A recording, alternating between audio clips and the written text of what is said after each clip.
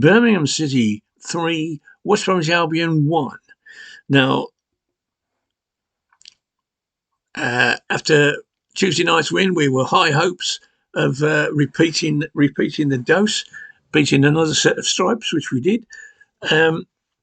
However, be fair to West Brom, obviously they don't live on the moon, and they've had their scouts watching us. Probably certainly did on Tuesday, and our front four weren't as effective as they were on Tuesday. Didn't do badly, caused West Brom enough problems, but there was a few tasty tackles going in, and a bit worried at the end when those front four all left the field. Some a bit worse for wear, but we come to the treatment they got a bit later on. Now, Albion took the lead, which was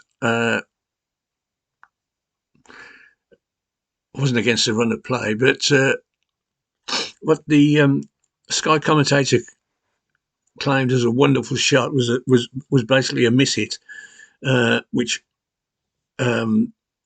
beat the keeper for lack of pace, clipped the inside of the post and rolled over the line.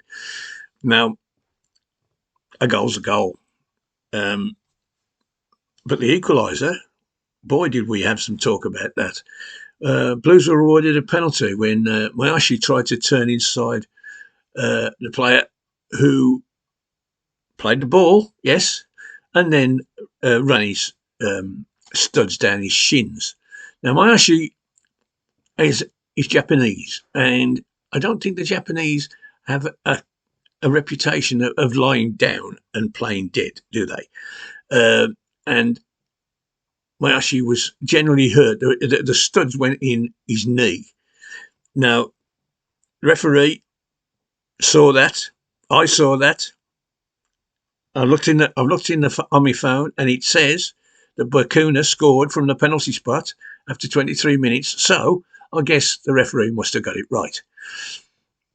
That made the equaliser. The second goal was up there with the best, and a wonderful cross from Dembe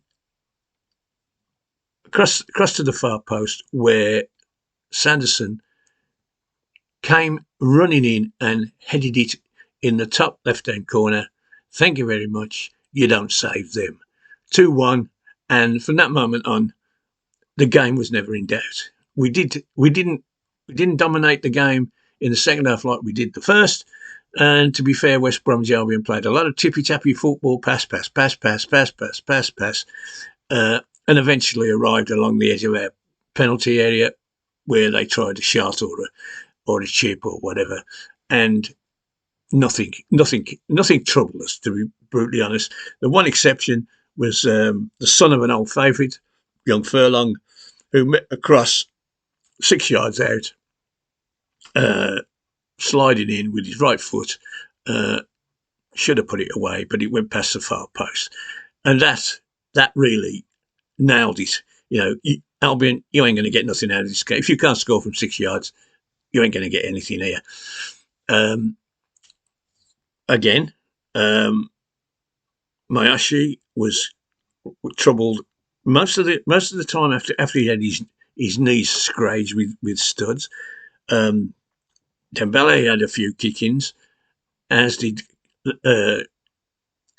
Bakuna, Stansfield. So we basically we got all our strikers off. We got our potential goals, and we settled for. We got Juki on, who did enough to keep their back four quiet, chased around, eddied balls, as did Hogan when he came on, and we just ran out the clock really until Hogs put on one of his masterful little runs where he beat a couple, and eventually three of them rugby tackled him and threw him to the ground. There was no bookings for that, but hey, who cares? Up steps young Gardner, young Craig, and after a long discussion between one or two other players who was going to take it, he told them in no uncertain terms that he was, and absolutely stunned the crowd with an absolutely brilliant shot, which went in the top right hand corner. Two goalies couldn't have saved it, and that was 3-1. Now we nearly made it 4 when Cross came over and their defence was all the 6 and 7s, and their defender did the very best to put it in the top right hand corner for us. But the goalkeeper made an absolutely miraculous save to keep the score down. And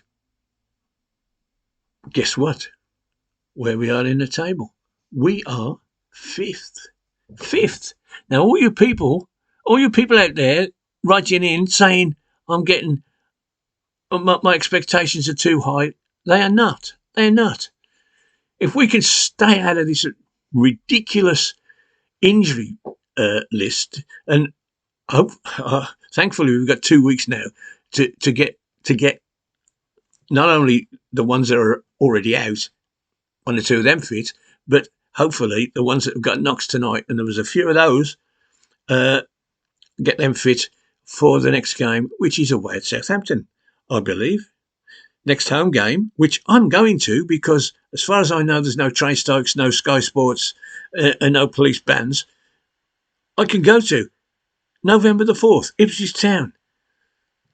Anyway, that's my moan over. Great win. Well done, lads. She'll be up. God bless.